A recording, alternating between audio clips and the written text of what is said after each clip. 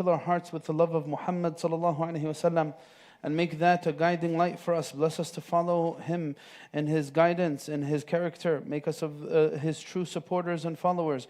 We ask you, Allah, to make us of the carriers of the prophetic character, and make us of the carriers of the prophetic knowledge. Make us of those who carry the nur of the Prophet ﷺ's teachings into our hearts and into our homes, and make the blessings of loving the Prophet ﷺ found in our lives and in our children's lives. We ask you, Allah, to give us the khair and barakah of nearness to you. Make us of those who live in the shade of devotion to you and devotion to the message of Islam.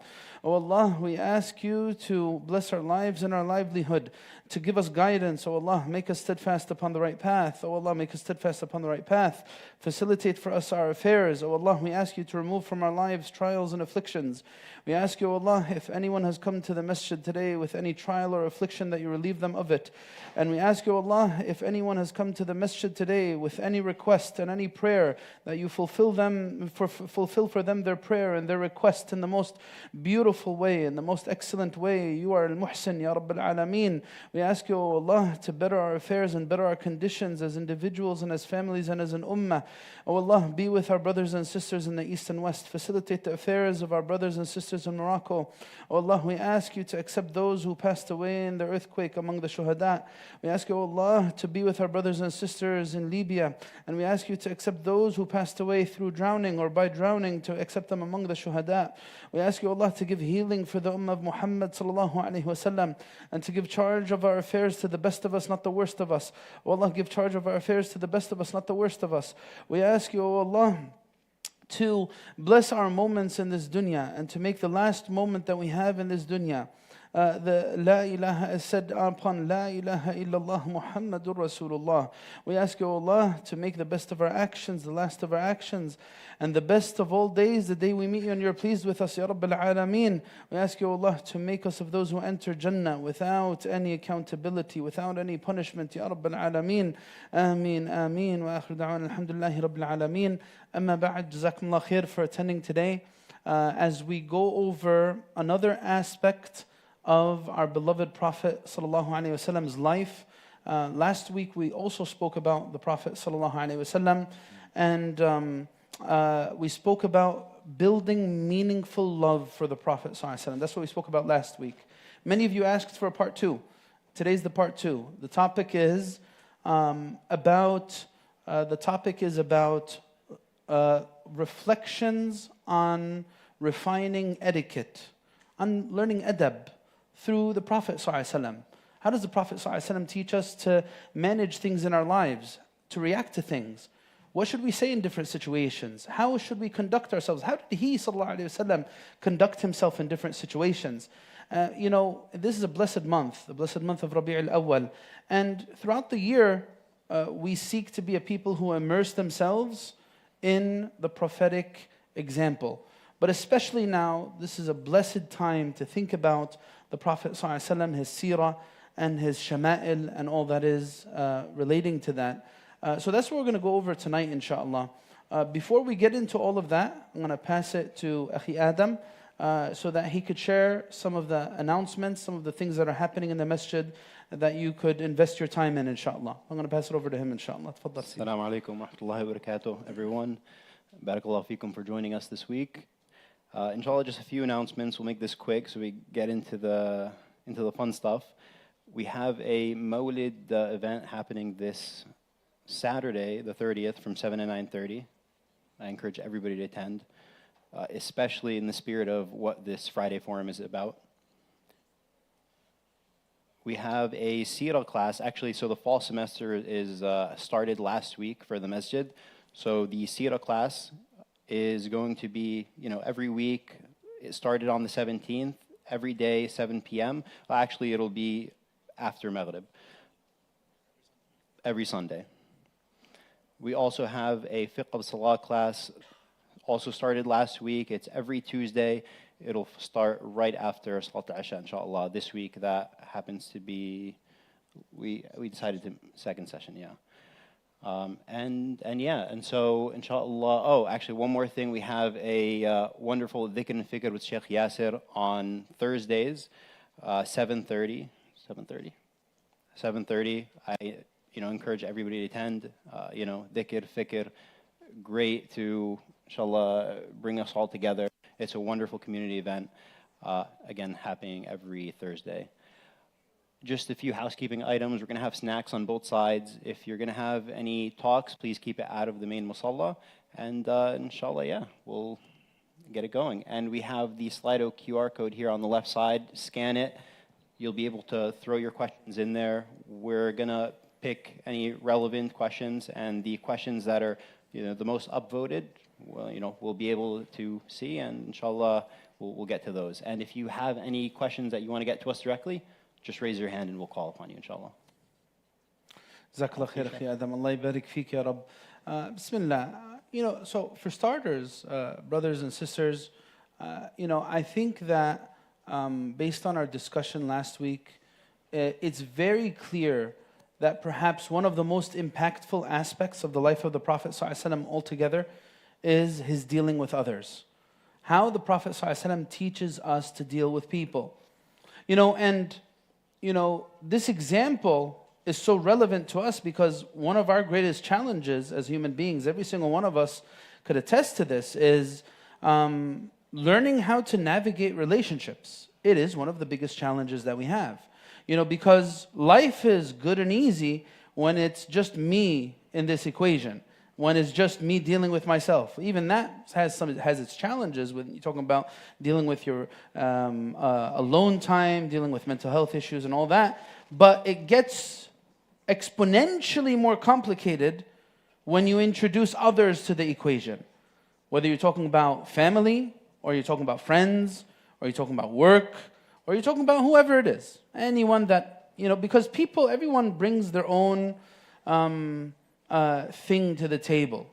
Kids in the back, guys, please. Jazakumullah khair. Everyone has their own personality. Everyone has their own way of expression, the way they look at things.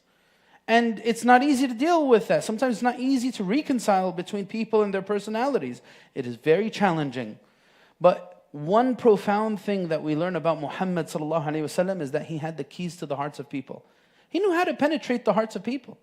That's what made him so impactful on his generation, on all of humanity altogether. Really, Prophet sallallahu alaihi wasallam teaches us that there's a way to every person's heart. People are not pure evil. Yeah, perhaps the darkness may dominate. Yeah, perhaps the darkness may dominate, but people are not pure evil. No, they're not. In fact, one of the most poetic lessons that you learn from the life of the Prophet ﷺ, the seerah, is in the Islam of Umar. I mentioned this briefly in the khutbah today. Sayyidina Umar before he became al-Faruq, the one who distinguishes between truth and falsehood, he had this previous life where he was not seen in such high regard. Yeah, he was a shrewd person, but he was a very aggressive person. He was a drunkard. He says about himself, كنت شرابا لها للخمر في الجاهلية. I was someone who would get intoxicated heavily. I would be in the streets of Mecca drunk before Islam. Sayyidina Umar is the same one who even went to the extent of torturing some of the Muslim slaves. In fact, he would torture them so aggressively that he remarked one time to the slaves, he said, مَا تَرَكْتُكِ إِلَّا مِلَالًا. I'm only stopping to punish you because I'm bored. I'm going to come back. That was Umar before us. They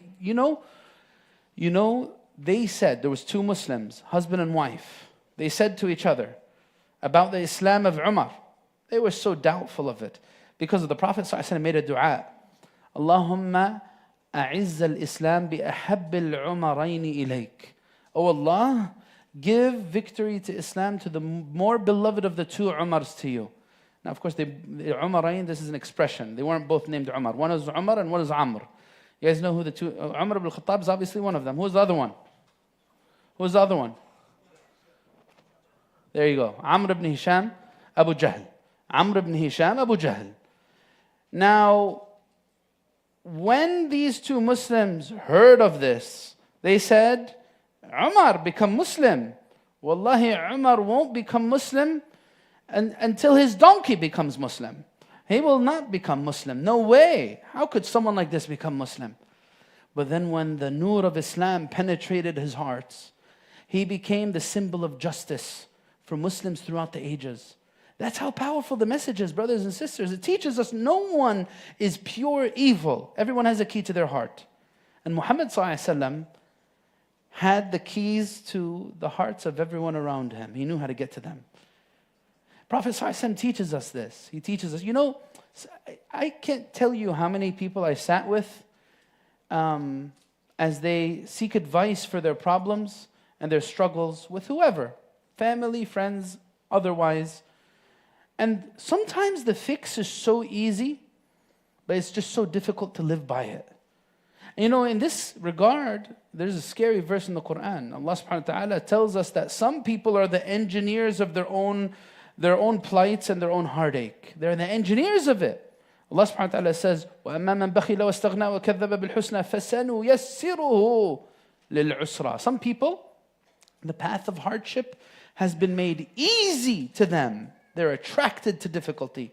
وَالْعِيَاذُ بِاللَّهِ. Sometimes the fix is so easy. Look at one of these beautiful fixes that the Prophet ﷺ teaches us. Prophet ﷺ was not someone who was profane. He wasn't someone who was aggressive in his words. No, he was very loving and easygoing in his words. The Prophet ﷺ tells us few words. He says, وَالْكَلِمَةُ الطَّيِّبَةُ صَدَقَةٌ. That's how the Prophet teaches us how to manage controversy, how to deal with situations, how to be a person of etiquette. Sometimes all you need to do is give a small charity, and that's in your words. Speak to the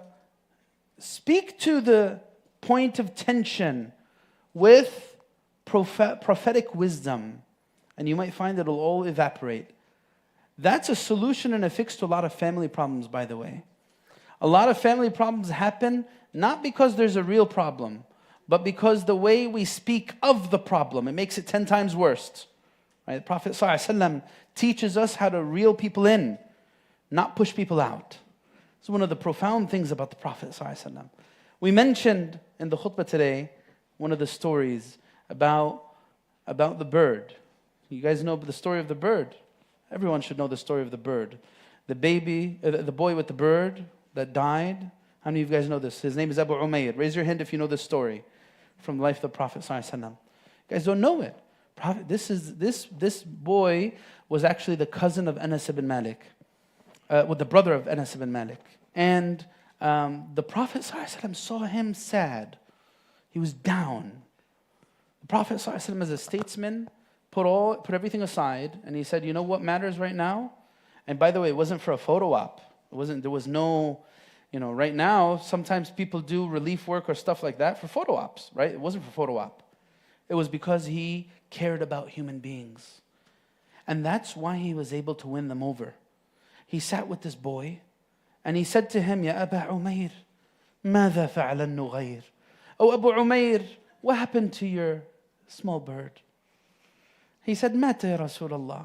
مات يا رسول الله. My small bird died. And the Prophet ﷺ consoled him and gave him care. That's who the Prophet ﷺ was. The Prophet ﷺ did that with everybody. This is part of the manhaj and the adage. You want to win people over? Be a good human. Be someone who really cares about expressing things with compassion towards people. Don't be a person who looks at people based on their status, right? Oh, these people are high above. Oh man, I'm going to go run towards them. These people are low. I'm not going to waste my time right there. No. The Prophet ﷺ wasn't that person. There's another hadith I shared in the khutbah today. It was about this average woman who was having some personal mental health issues, right? كَانَ فِي عَقْلِهَا شَيْءٍ, as the hadith says. She was disturbed by certain things in her life. She came to the Prophet ﷺ as he was with a group of elites, a group of nobles, right? He had an entourage with him. She was an elderly woman. And the Prophet ﷺ saw that she was asking for him. He put them all to the side. He said, he went to her and he said, Ya Fulan, O mother of so-and-so, take me with you in any of the streets of Medina that you want. امشي في أي سكك المدينة شئت حتى أقضي لك حاجتك. Walk in any of the streets of the Medina that you want until I fulfill for you your need. That's what the Prophet ﷺ was. That teaches us really how to be people of etiquette. Etiquette 101. Be a person who shows reverence to every human being. Because human beings matter. Whether they're young kids or whether they're the most noble of people. Whether they're powerful or they're very weak. You know what? You know what else I shared in the khutbah today? How many of you guys listened to the khutbah today, just so I know? How many of you listened to the khutbah? A few of you, right? If you didn't, you could find more stories over there. You know what else the Prophet ﷺ teaches us to this point? There was this companion, his name was Osamah bin Zayd. You guys know him? Who knows Osamah bin Zayd, radiallahu anhu? You have to know Osamah bin Zayd. Raise your hand. Osamah bin Zayd. Few of you, or many of you don't know him. Okay, the ones who do know him, what's his father's name? What's the father of Osamah bin Zayd's name? Zayd bin A. Don't stop at Zayd. Come on, I know it's Osamah. Zayd ibn A. Zayd ibn Haritha. Who is Zayd ibn Haritha? Who is Osamah bin Zayd to the Prophet ﷺ? He was Hibbu Rasulillah. Ibn Hibbi Rasulillah. He was the beloved of the Prophet ﷺ. The son of the beloved. He loved Osamah bin Zayd. He grew up in his house as his own, right? Because you know Zayd ibn Haritha, he was the one, we're reading from Surah Al-Ahzab in Salah today. He was the one from the story of Tabanni, adoption, the history of this from the life of the Prophet, the story of adoption. And Zayd ibn Haritha for a period of time was Zayd ibn Muhammad. He grew up in the house of the Prophet. But when there was no more adoption, he went back to being Zayd ibn Haritha. He had a son, Osamah bin Zayd. There was this very noble tribe, Bani Makhzum. Bani Makhzum, one of the women from this tribe, she committed a crime. She stole something. And her family was like, okay, we need to find a way out, right? Because the elites need to always find some type of way to get out of accountability, right? Not in the ummah of Muhammad sallallahu alaihi wasallam. Not in the justice of Muhammad. No, not like that. The Prophet sallallahu alaihi wasallam, they approached Osamah bin Zayd. They told him, "Can you intercede for us by the Prophet sallallahu alaihi wasallam?" So the Prophet sallallahu alaihi wasallam saw Osamah bin Zayd coming. He said what the people told him to say, and he said to him, "No. The nations before, when someone would steal, they would, if he was a noble, they'd let him go. And if he was an average person, they would punish him." The Prophet ﷺ wasn't a person of double standards. That's why he was able to win over people. That teaches us how to be people of etiquette. Don't be a person of double standards. Be a person who really has empathy and compassion. Show this empathy and compassion towards all. In fact, the Prophet ﷺ was so profound because he taught his followers that he's the first one who's going to adhere to the message. I'm going to be the first one. There's another story that I mentioned in the khutbah that this man came to the Prophet ﷺ and he aggressively asked for the repayment of his debt. He said, "Give me back my money, O Muhammad sallallahu alaihi wasallam." And the companions got disturbed. They was like, "How could you do this? You don't know who you're talking to." So then when the Prophet ﷺ saw them becoming aggressive and worked up, and they were about to do something to the man, the Prophet ﷺ told them, "Why didn't you stand with the person asking for his rights? هَلَّا مَعَ صَاحِبِ الْحَقِّ كُنْتُمْ." Why didn't you stand with him? Now the Prophet ﷺ, the end of this hadith tells us something beautiful. He said, there's no sanctity to an ummah, a nation, in which the weak person can't get his right without being suppressed. إنه لا قدست أمة لا يأخذ الضعيف فيها حقه غير متعتع. That's what the Prophet ﷺ teaches us about controversy. Prophet ﷺ teaches us about weighing our words, right? We said, pleasant words of charity. Prophet ﷺ was very, very mindful of the words that came out of his mouth. Look at this hadith. It says, describing the Prophet ﷺ, كَانَ لَا يَذُمُ أَحَدًا وَلَا يَطْلُبُ عَوْرَتَهُ وَلَا يَتَكَلَّمُ إِلَّا فِي مَا رَجَى ثَوَابًا. Prophet ﷺ, he wasn't someone who pursued people's flaws. Just by being that person, you will gain the love of many and you'll diffuse a lot of conflicts. Don't seek people's flaws. Give people excuses. Give people chances to correct themselves, to redirect themselves. This is how the Prophet ﷺ teaches us to win over people, right? Don't seek people's flaws. Don't speak to their deficiencies. Lift them up, don't put them down. That's what the Prophet ﷺ did, and he did so profoundly. Prophet ﷺ teaches us to be very measured in the way we speak. This is part of etiquette. You know, part of the toxic culture that's in today's world is what? I'm going to speak my mind, and I don't care what anyone else thinks. I don't care what else. Why should I care? Well, you want me to be scared of people? I don't care of people who are going to be judgmental of me. Right? I'm going to speak my mind and say whatever's on it. Take it or leave it. Absolutely toxic rhetoric to have. One of the other toxic things that society instills in the hearts of people today is, hey, you know what? There's nothing sacred. There's no one sacred. Right? No one said, don't worry about who you're talking to and how you're talking to them. Speak your mind and let anyone who wants to take it the wrong way deal with it. Right? Such an aggressive, off-putting attitude towards people in relationships. That's why conflicts happen. That's why conflicts become so deep between people, not because there's something really bad happening a lot of the times, but because the way it's being spoken about is very inappropriate, right? Very, very toxic, right? So you see the Prophet ﷺ teaching us, no, not everyone's the same. Your parents are not like your friends. The teacher is not like the student. Right now, you want to go see some really cool, not cool videos on YouTube? Go see how many fights happen between teachers and students in the school system. Oh my goodness. Ya Allah. One of the worst things to be right now is a teacher in the public school system in certain areas. Allahu Akbar, you see not just cursing at the teacher, not just making fun of the teacher, even hitting teachers. That's what's happening today. No regard for people are killing elderly people, brutally beating elderly people in their 70s, 80s to death just because of $100. You see that there's videos like this in society today.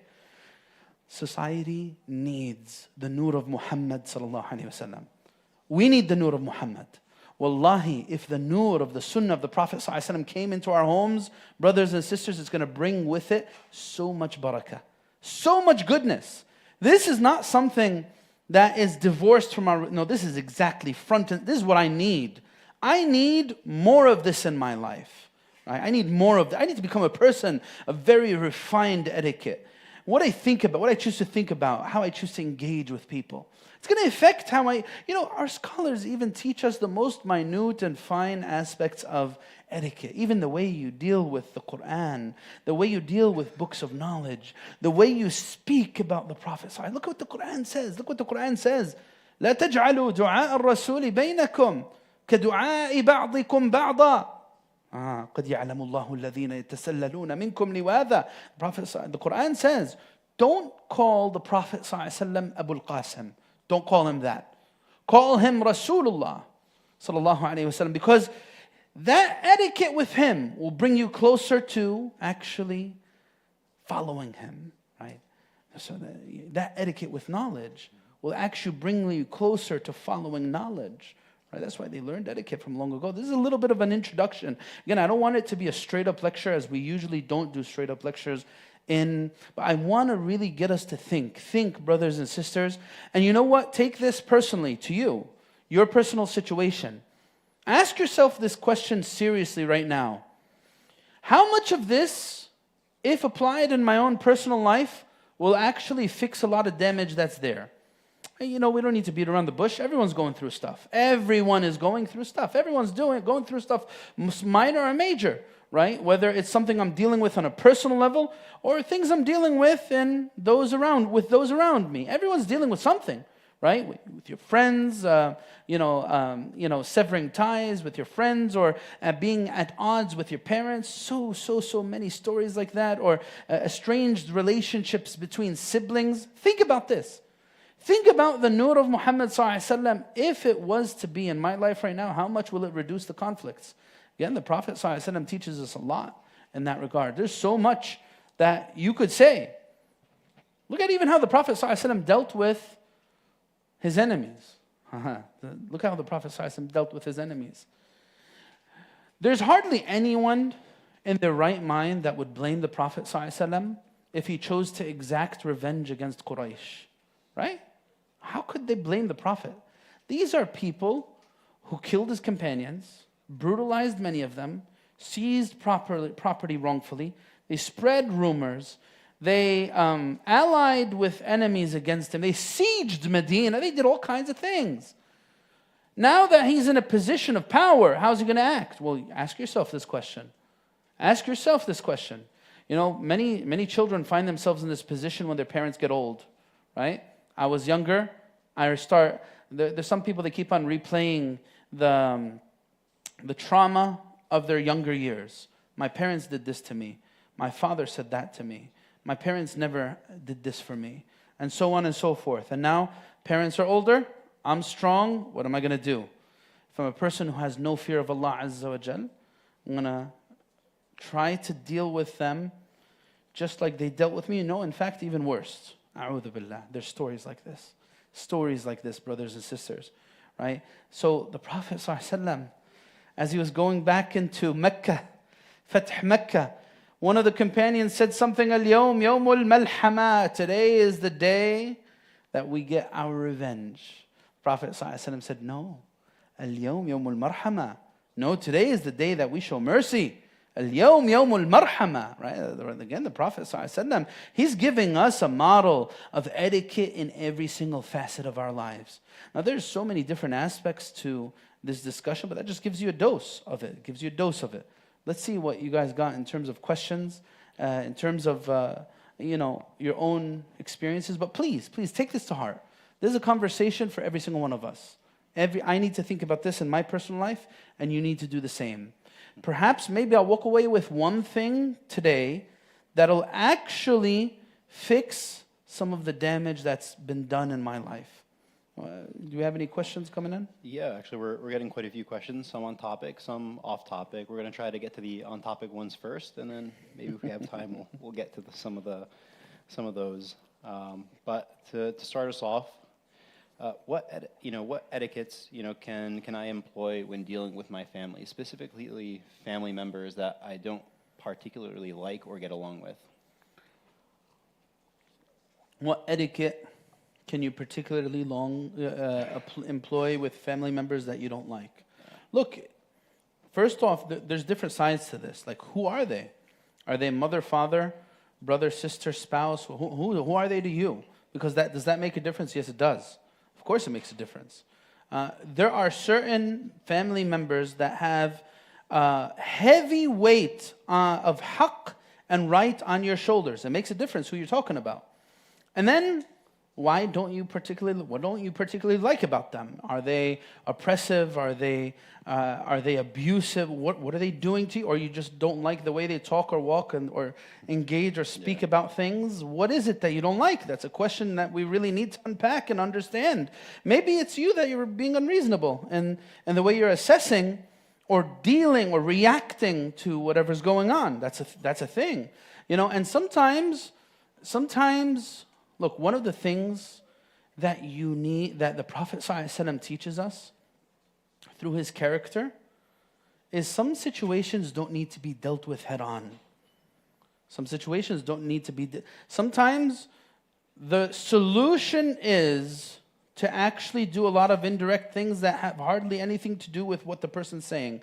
I can't tell you how many times that a son or daughter has come to me and said, well, my father says certain things that are absolutely wrong.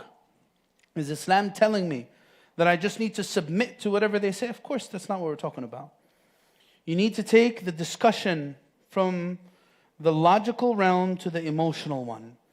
I need to become someone who learns how to diffuse situations by speaking to people's emotions, not speaking to their ideas and their words.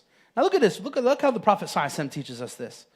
You know, the Prophet ﷺ had to deal with the movement of hypocrites. You guys know Abdullah ibn Ubay ibn Salul is the head of this movement.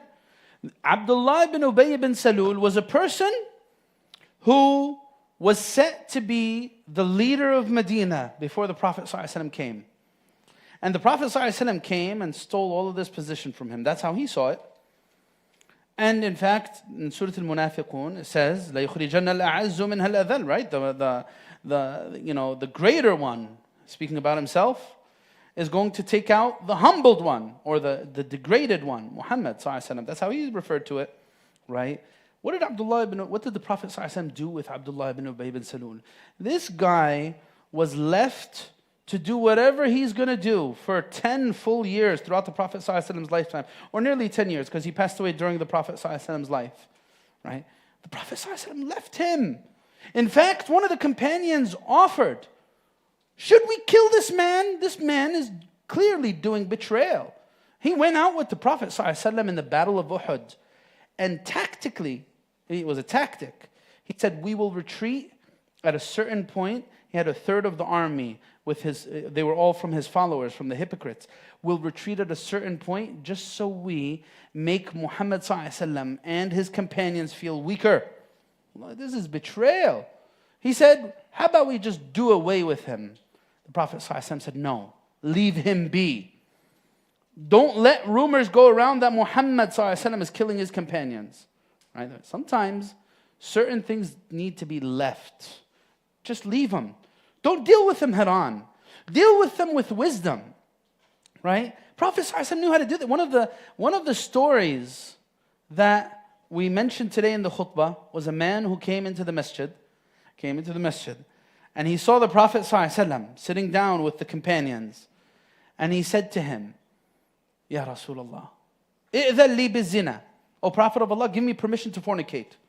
A'udhu billah. Give me permission. He's coming to the Prophet in his masjid with the companions around and saying, give me permission to fornicate. What is going on in his mind? Right? Prophet ﷺ had a reasonable conversation with him, but then he went from reason to emotion. What did he do? He put his hand on his chest and he made dua. He said, Oh Allah, purify his heart, guard his chastity, forgive his sin.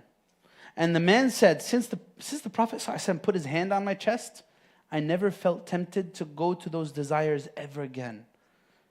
Sometimes the best solution is an indirect one. So that's one big thing that the Sunnah teaches us. As what are the etiquettes I can employ with my family? Don't be direct with everything. If you think your mother's wrong, your father's wrong, your brother or sister is being unreasonable, don't be that person who is going after every small and major thing, trying to prove how you're right and everyone else is wrong. Wallahi, you'll end up losing, even if you end up proving you're right. I think we have a great one here, which is, how can we be measured in our speech like the Prophet ﷺ, in a society that encourages being outspoken, chatty, or otherwise you may have been seen as introverted? Shaykh Yasser has a beautiful khutbah that he gave several weeks back in Patterson about the cult of normalcy, right? What people see as normal, right? You can go listen to the khutbah.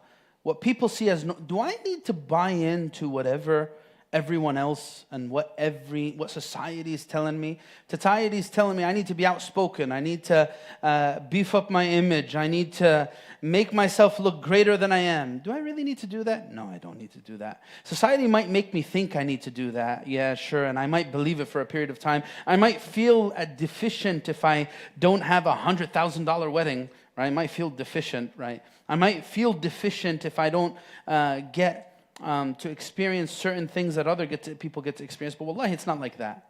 Wallahi, it's not like that. Don't ever think like that for a moment. Society teaches you need to speak. Muhammad ﷺ teaches us that we need to be measured. You know why the Prophet ﷺ was able to do that? The Prophet ﷺ wasn't always quick to speak. You know, one of the profound things, think about this. Think if you had the knowledge and access that the Prophet ﷺ had. He received revelation, right? What society teaches us today is if you're the smartest person in the room, if you're the most capable person in the room, what should you do? You should dominate the discussion. Obviously, you should be the one talking, right? You should dominate it because, you know, who knows better than you, right? But the Prophet ﷺ wasn't that person. Prophet ﷺ would go for long pauses of silence. We need to train ourselves to do that. It's not easy to do that. That's why we have things like Etiquette. That's why we have things like fasting to teach us this type of self-control. Prophet ﷺ, one of the things that the hadith says, كَانَ حَدِيثُهُ مَعَهُمْ حَدِيثُ أَوَّلِهِمْ حَدِيثَ أَوَّلِهِمْ. His conversations with the companions were whatever they chose to speak about. They were speaking about something, he would join their conversation. Prophet ﷺ wasn't an imposing presence, wasn't this person who tried to impose himself on people, right? So this is part of the answer to that. How do we learn this prophetic etiquette? Well, try to follow that sunnah of having long periods of silence, long periods of quiet. Wallahu a'lam. I'm going to turn it over to the crowd. Does anybody have any questions that they'd like to ask directly? Okay, to the Slido we go. There's one over there. Oh. Go ahead, Akhi.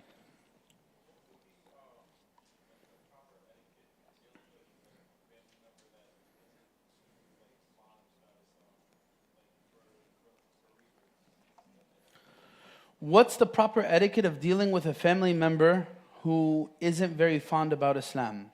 Jazakallah khair for that question. So I'm going to go back to this indirect approach that I was just talking about a little earlier. Sometimes what you might, and I found a bunch of people having to deal with this, whether they're reverts or not. Sometimes people who have coworkers or fellow classmates, they try to pull you into certain subjects, right? Certain like controversial things. Oh, your prophet got married to a 9-year-old. Oh, your prophet was a brutal warmonger. They'll bring some other shubuhat about Islam. Oh, Islam promotes terrorism. Oh, Islam is this and that. Don't get pulled into those discussions. The best thing you could do, and it's not out of weakness, by the way. It's not out of weakness. But when you get pulled into those types of discussions that the truth really isn't sought, it is this bottomless pit. Whenever you're in a conversation with someone who isn't really seeking the truth, and is just this back and forth of like people just trying to, showboat and show themselves as as though they're like they know and they're intelligent and so on and so forth. It's not going to get anywhere. Don't waste your time. Imam Shafi'i, you know what he tells you? He says, "I've never debated anyone except that I was able to defeat him, except one type of person, the ignorant person." You will never defeat an ignorant person. You will never be able to do that. So don't even waste your time. You know what you should do? You should redirect. You should end that conversation quickly. Let them see the beauty of Islam through your character. Even if it takes them 1 year, 2 years, 3 years, eventually they will come around and they will see, wow, this person really changed their life around. Wow, this religion really has the power to give people the strength to emerge from really tough things, right? So don't underestimate that. So if they're not very fond about Islam, speak less, do more. Speak less, do more. That's my advice. Allahu a'lam. Does anyone else have a direct question? Okay. On a similar note, speaking of da'wah, actually, the etiquette of da'wah. So the question goes, what is the adab of hanging out with non-Muslims? How should we treat them and be with them? How did the Prophet ﷺ, bring these people into Islam, right? Look, what's the etiquette of dealing with people of other faiths or people who have different values, different principles than yourself? Look, as I said last week, there are different types of relationships. Not all relationships are the same. So you have a da'wah relationship, and then you have another type of friendship that you want to grow with in Iman. That's a different type and then you have a family relationship. These are different boxes. when I am with someone who has different principles and values, I'm going to look at that type of relationship through the lens of how can I inspire, how can I influence? How can I, open someone else's eyes to something beautiful I'm enjoying? But I'm not going to be there when they start doing things that are at odds with my principles and values. When they start drinking alcohol, can I stay there? No. Well, when they go out to a party, can I go with them? No, I'm not going to do that. When they start doing things that fundamentally are unacceptable Islamically, I'm going to respectfully excuse myself and go do something else. These are the boundaries you need. These are the boundaries you need to set in place, right? The boundaries you need to set in place in these types of relationships. Can you be kind, courteous, loving, compassionate towards people of other faiths? Yeah, do that. That's what might guide them to Islam. But at the same time, don't compromise your values. Allah. I think maybe we can kind of relate this a little bit, which is how do I use etiquette to unfriend somebody personally? Perhaps maybe the solution isn't unfriending them, but then again, how do I use etiquette to unfriend somebody? Okay, so look, Islam doesn't require you to be friends with every single Muslim on the face of the earth. Some people are going to help you become better, and some people are going to be a weight on your shoulders, right? Sometimes you might find that you were friends with someone your entire life, but now their presence is actually bringing you down. Don't keep that type of friendship. How can I end it? Well, you know what? You can, gradually or strategically withdraw from those types of relationships. Find reasons to be busy. You don't need to necessarily sever ties. Keep the door open. You never know. This person might change. But at the same time, I need to tactically and strategically limit that type of relationship.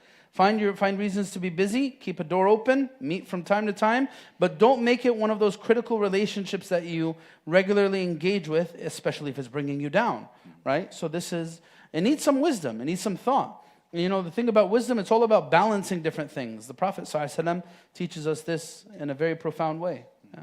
Wow. Anyone in the crowd have a question? Direct question? Okay. To the Slido. How do you deal with a friend that is constantly putting you down but brushes it off as a joke? How did the Prophet ﷺ deal with people like this? All right, look, how do you deal with a friend who's constantly putting you down? They take it as a joke, but you don't appreciate it. Well, you know what? It's not prophetic if they're really bringing you down, or if their behavior. Look, I can't. Look, any friendship that is centered on being a yes person isn't much of a friendship, right? The whole idea of friendship and ukhuwah in Islam is on the basis of being a mirror. And you know what? If I'm going to be a mirror, sometimes I'm going to need to say something that isn't necessarily very pleasing because the image doesn't look too positive, right? I need to be able to do that. Right? So if my friend is doing something that is ruining him or is bothering me or ruining me, I need to confront this. And if that's going to compromise our friendship, then you know what?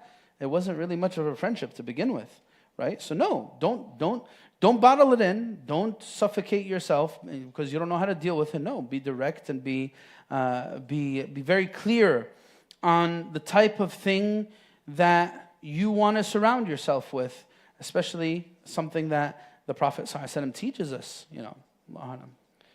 If you feel hurt by someone worthy of respect, how can you address it to not build resentment if left, untreated? If you feel hurt by someone deserving respect, yes, worthy of respect, how can you address it? What's the end part? So that resentment doesn't build. How can you address it? How can you address it? Address it. Address it. Hey, look, brothers and sisters, I'll tell you something. Sometimes you won't imagine. If you're talking about someone who's like in your inner circle, part of your family, you're most likely going to end up expressing yourself. But most likely, this type of question, you're talking about someone who you're not used to expressing your innermost thoughts to, right? Your family, I doubt anyone's not going to tell their mother or father how they really feel about something that's really bothering them. They're going to end up, or their sibling. Yeah, no, you're going to let it out on your sibling with ziyada, right? But when it comes to people you respect from the outside, sometimes you might not know how to address these types of things, right? You would be surprised. Sometimes people will never know how you're processing something until you actually tell them, right? One of the worst things you could do, sometimes, I'm not even joking with you, sometimes people will concoct this entire storyline in their mind of how this person shows no regard and doesn't respect them and doesn't care about them. And they'll even like give evidence. Oh, this person did this one time and this person did that another time and so on and so forth. And the miskeen or miskina don't realize that the person on the other side actually has no idea that all of this is going on the inside. It's happened a lot. I've seen it happen. You know, sometimes a brother would carry something in his heart for months and say, I hope I did not offend you or anger you when I did this and this, that, because I thought you got angry. And the other person's like, I don't even remember this happening, right? It happens, brothers and sisters. Don't be afraid to share what's on your mind. Don't bottle things in. Learn to speak to people before you get offended and you get angry. Fulan or fulana, right? Sometimes people end up, cutting someone out of their life for months or years because of an assumption they had that fulan or fulana doesn't like them. And fulan or fulana has actually absolutely no idea that all of this is registering like this in this person's mind. Sometimes our assumptions are our biggest enemies, not people. Sometimes our assumptions are our biggest enemies, not people, right? So one of the things about emotional intelligence is being able to channel those emotions. I'm going to go to this person. I'm going to feel so relieved afterwards, and I'm going to relieve the situation of all the tension. I'm just going to go to them and tell them, hey, you know what? This is how I feel. And this is why I felt like that. What do you have to say? If they're a person that truly deserves respect, they will help you get through those emotions. If they're a person who truly deserves respect, they will help you get through those emotions. If they're a person who has no regard and no wisdom, no patience, no kada, they won't give a hoot, right? Wallahu a'lam. To the crowd again, any questions at all? Any direct questions? Okay. Do we have more questions there, or we're done? We have plenty of questions. Yalla. Okay. Say we give a popular one to the crowd. It seems like okay. Some of them are starting to get off topic, and it seems okay. like the crowd would like an off-topic one. Sorry, Shaykh, it's marriage-related. It's marriage-related. Go figure. Would you say it's okay to meet a future spouse before him coming to my parents? I would like to meet him in person beforehand. This is not one of those things that's black and white. A lot of things are involved in it. Is it okay to meet a spouse? Well, what do you mean? How? By yourself? Where? Without your parents' knowledge? Usually if it's without family's knowledge, I know this is not really a popular answer for you guys. Usually if it's not without parents' knowledge, it's not going to go well. There needs to be some formality to the relationship, guys. And, I know it's not a popular answer. I'm not looking for popularity, guys. But look at this. I'll tell you what happens on the back end. You won't think that this is going to happen to you until it actually happens to you. There are so many people who go down this path, and you know what they end up doing?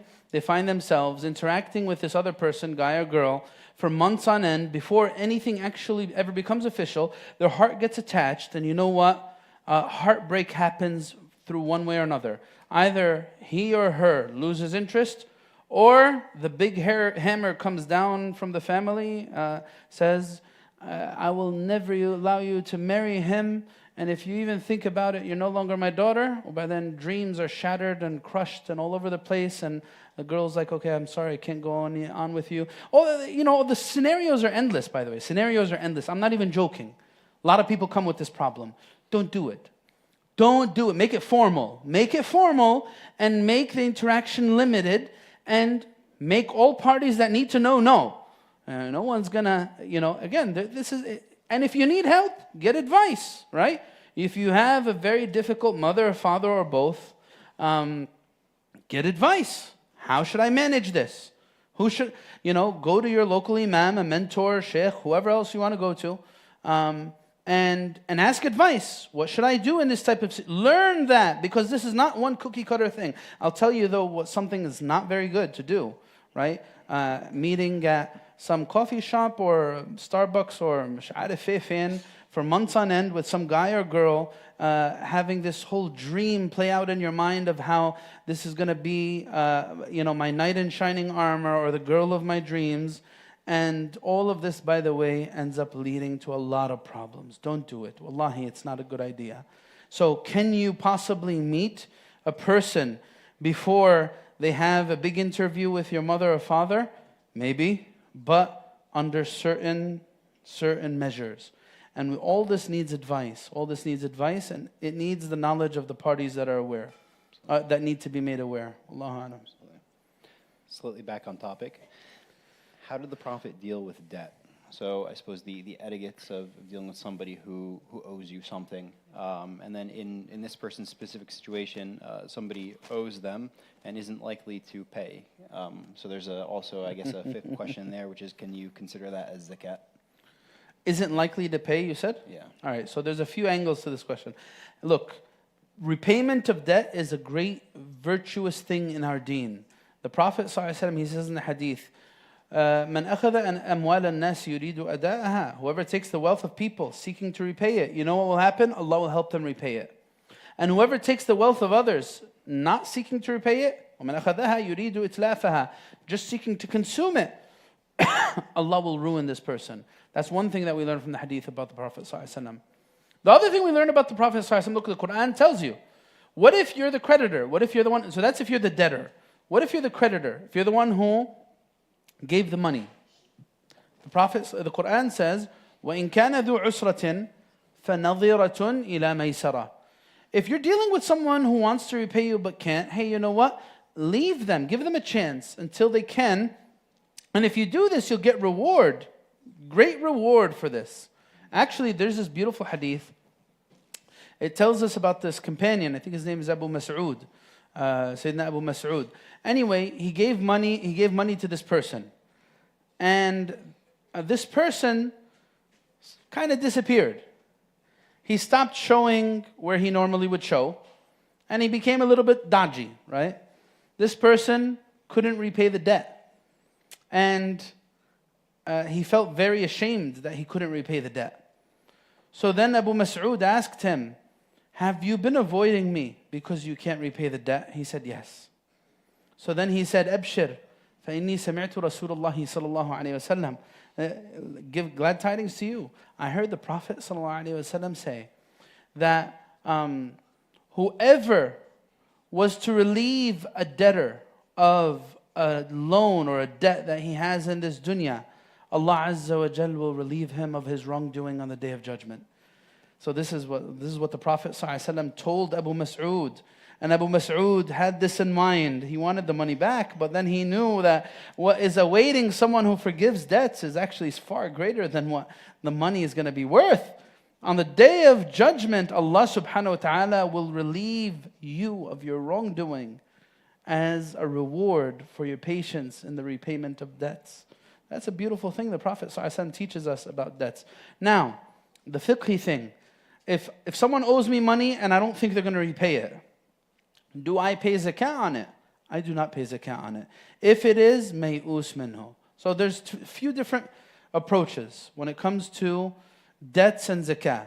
So one approach is, if it's wealth that you expect to be repaid, then you pay zakah on it now, even though you still don't have it. It's going to be repaid, Allahu Alam, after 1, 2, 3 years, you don't know. You pay zakah on it now. The other approach says, no, not now. You pay zakah on it when you get it for previous years. You do it retroactively for the previous year. So I gave this debt today. I got the money back in 5 years. When I get it from 5 years from now, I'm going to pay the 2.5% on that amount retroactively, as it would have been owed, as it would have been paid throughout those years. Now, The other opinion, the other scenario is if it is despaired wealth. In this case, you don't include it in your zakah until you actually collect it, if you ever collect it. That's the only time you'd ever include it in your zakah. Allahu A'lam. So this is, I suppose, touching on the etiquettes that you should have in the family dynamic, whether dealing with your sibling, parents, parents to children, children to parents. So in this specific scenario, they give us some description. They say, I love my father, I respect him, care for him. Sometimes he treats me differently than my siblings. This hurts me. Is it right to feel negative feelings in this way? And then maybe if you want to touch on the etiquettes that we should have in those, family dynamics. So, in summary, the question is saying, bring the microphone closer if you don't mind. Sure. It's saying that I love my father, but he doesn't treat me as he treats my other siblings. Exactly. So, what was the rest of it? So the specific question in this is it right to feel negative feelings towards him? That's the direct question. Look, you could choose to be reactive all you want in your life. There's going to be people who are doing all kinds of wrong things to you. If you decide to be a reactive person, then guess what? There will always be things to negatively react towards, and you'll never be happy. Is that what you want for yourself? Do you want happiness? Now, of course, no one likes to be mistreated, especially by your father, of course. So it doesn't mean don't follow measures to address that. Maybe you could address it with him. Maybe you have and you feel like it failed in addressing it with him. And of course, this is very wrong on the father's side because, part of the justice, part of the way, one of the ways that parents bring their children together is by being just between them. And it's not fair, of course, if there's favoritism. That's definitely true. But I would urge the questioner, teach yourself not to be someone who carries grudges because people do the wrong things. Right? Try to push yourself to be bigger than that, and you'll be more fulfilled. Don't be that statistic. Most people are like that. They have these endless stories in their mind of how their mother or father or family or whoever treated them, and they keep on replaying them. I'm like this because of that, and I'll never forget that. And khalas, at a certain point, you just need to make a decision. I'm going to push this all aside because you know what? It's not good for me, right? So don't you might feel negative feelings now, but work through those negative feelings. Don't embrace them because then, look, you will never be able to make people perfect. You will never make people perfect. Now, what do you want to be in your heart? That's what you should think about as you're dealing with that type of situation. Wallahu a'lam. I know it's getting a little late. Any direct questions? If we have a last question, we can take it. Otherwise, we'll wrap up, inshallah. You have a question? Go ahead.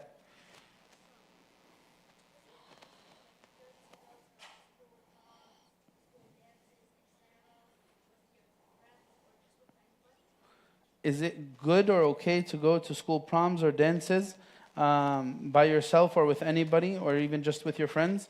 Jazakallah khair for asking the question.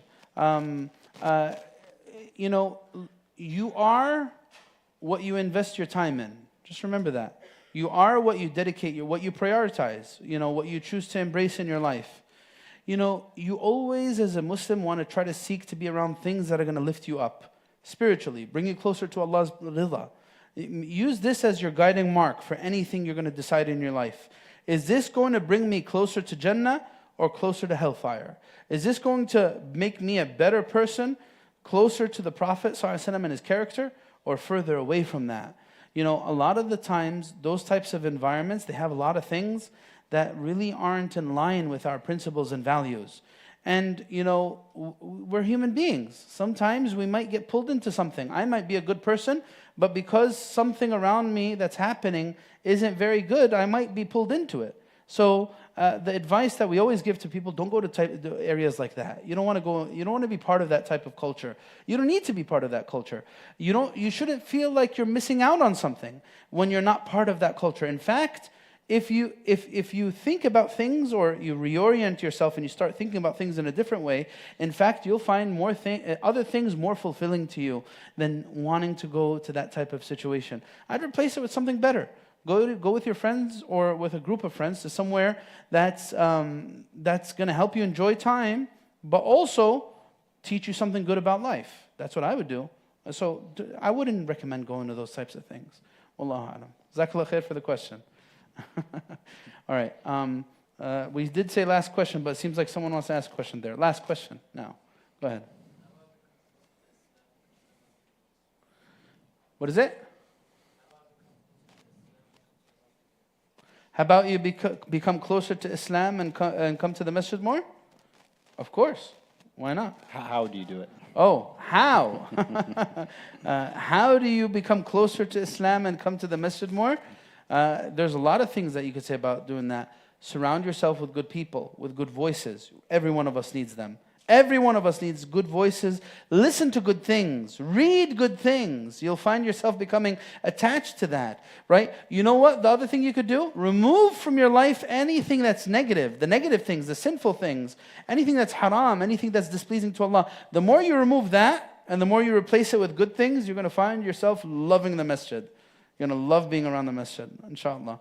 May Allah give us tawfiq, inshallah. Jazakumullah khair, guys, for attending. And with this, oh, you want to say it again? Yeah, Yes. just one more thing. One thing I forgot to call out in the beginning. Inshallah, this Sunday we'll be having a My Journey in Islam social gathering. It's for converts and reverts. So if you know anybody, any converts, reverts, definitely let them know.